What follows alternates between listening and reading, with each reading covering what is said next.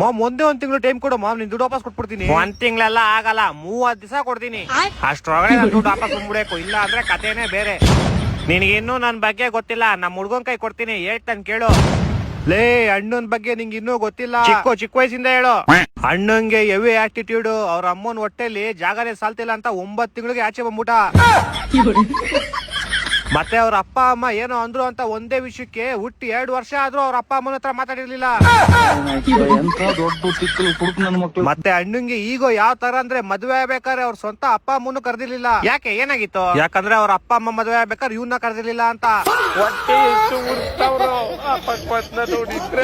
ಮತ್ತೆ ಅಣ್ಣಂಗೆ ದೊಡ್ಡ ದೊಡ್ಡ ಕಂಪ್ನಿಗಳೆಲ್ಲ ಫೋನ್ ಮಾಡ್ತಾರೆ, ನಿಮ್ ಪ್ಲಾನ್ ಆಗೋಗಿದೆ, ರೀಚಾರ್ಜ್ ಮಾಡಿಸ್ಕೊಳ್ಳಿ ಅಂತ.